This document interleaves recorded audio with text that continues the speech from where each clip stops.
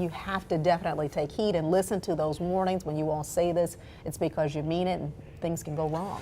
Absolutely. Yeah, you definitely want to. We're not just talking to talk. We're talking because there is a imminent threat, and obviously, unfortunately, that did occur down that way. But we're having to deal with some other issues up here in our local backyard, Shannon. We have to deal with some very heavy rain, some very gusty winds this afternoon. The weather headlines expect some scattered rain bands through early evening. These are the outer feeder bands, as we call them, from what's left now of Alberto as it continues to weaken and move further up to the north.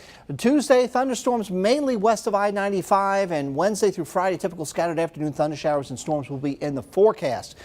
Right now, we're seeing temperatures into the 70s along the coastline, inland lower 80s, and then where we've seen some very intense rain around the Altahama River, which is right in through here, and points north and south of that, we're seeing temperatures really dropping off. 73 at Vidalia, 74 at Baxley, 79 at Alma. Blackshear, you've rebounded back up to 81 degrees with a little bit of sunshine.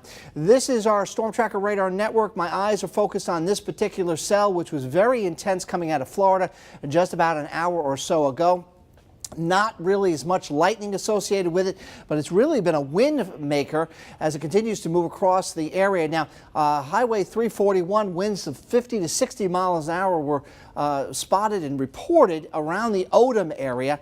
And right now, things from Brentwood to Odom to Madre Springs are just a little bit quieter than they were just even 15, 20 minutes ago.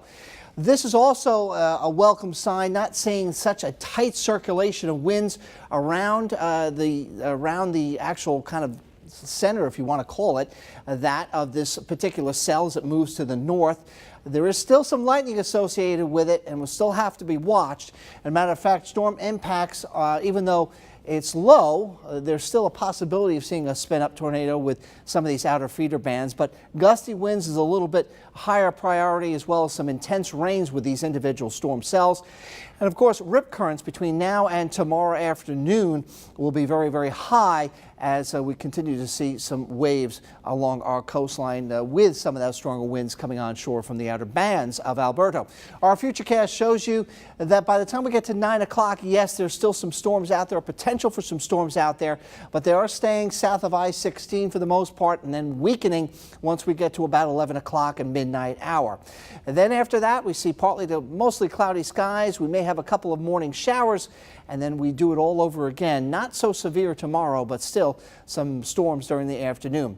So in parts of the area early evening, thunder showers. Otherwise, it'll be partly to mostly cloudy. Temperatures ranging between 70 and 79 degrees. The average low should be 66, so we're well above that mark. Tomorrow, 80 to 88 degrees is a general temperature range. I'm going for a high here of 86 in the Savannah area. A dry morning, but some scattered afternoon thunderstorms in Savannah.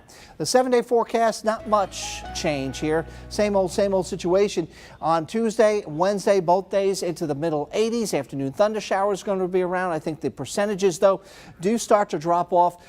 We're seeing rain showers once we get towards Friday and Saturday and even into Sunday as well. And that's when we'll see the heat start to rise. We haven't seen really major 90-degree heat across the area. I think we'll start to see some 90s in the forecast later in the week and the beginning of the weekend. Back to you.